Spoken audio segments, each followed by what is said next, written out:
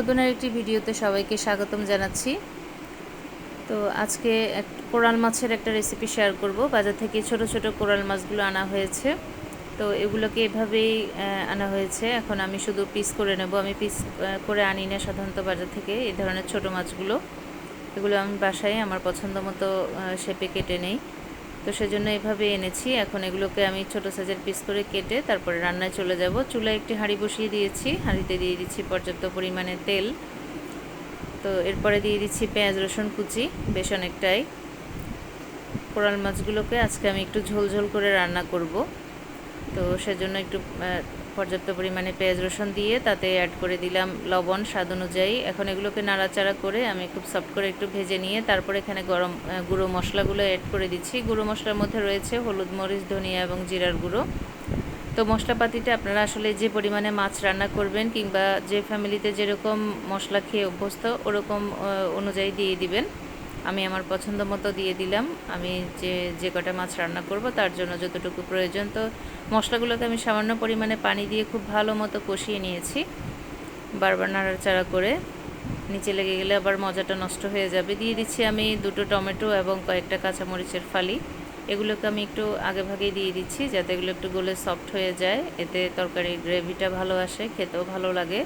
তো এবার আমি বেশ অনেকটা পানি অ্যাড করে দিলাম।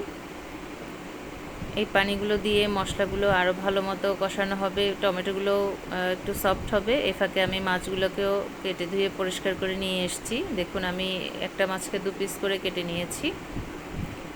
তো এখন এই মাছগুলোকে আমি এই মশলার মধ্যে দিয়ে দিব, মানে ঝোলের মধ্যে আর কি। ঝোলটা বেশ অনেকটাই কমে এসছে। খুব ভালো মতো টমেটোগুলো এবং মশলাপাতিগুলো কষিয়ে নিয়ে তারপরে আমি মাছগুলোকে কেটে ধুয়ে পরিষ্কার করে নিয়ে দিয়ে দিলাম।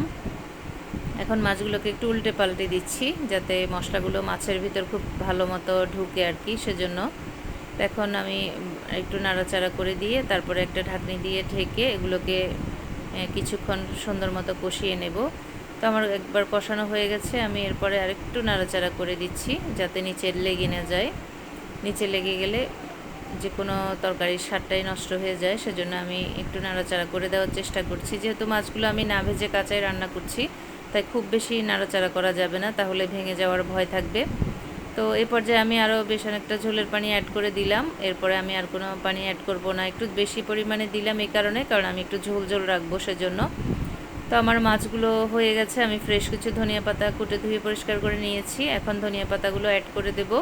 আপনারা দেখে নিশ্চয়ই বুঝতে পারছেন মাছগুলো হয়ে গেছে এবং ঝোলটাও যথেষ্ট পরিমাণে কমে এসছে।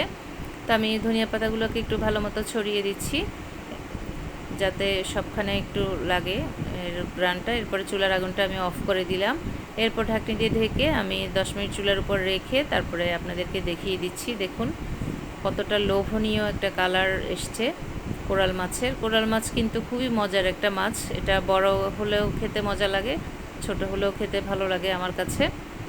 তো এই কোরাল মাছটা আমি খুব সিম্পলভাবে খুব ঘরে থাকা হালকা পাতলা মশলা দিয়েই ঝটপট রান্না করে ফেললাম। আপনাদের কাছে কেমন লাগলো আমার আজকের এই কোরাল মাছের ঝোল রান্না করাটা, সেটা অবশ্যই আমাকে জানাবেন। ভালো লাগলে লাইক, কমেন্ট এবং শেয়ার করে আমার সাথেই থাকবেন। নতুন বন্ধু হয়ে থাকলে আমার চ্যানেলটাকে সাবস্ক্রাইব করে এরকম নিত্য নতুন রেসিপি পাওয়ার জন্য অল বাটনটা প্রেস করে রাখবেন। আজকের মতো তাহলে এখানেই বিদায় নিচ্ছি, সবার সুস্থতা কামনা করে। আল্লাহ হাফেজ, আসসালামু আলাইকুম।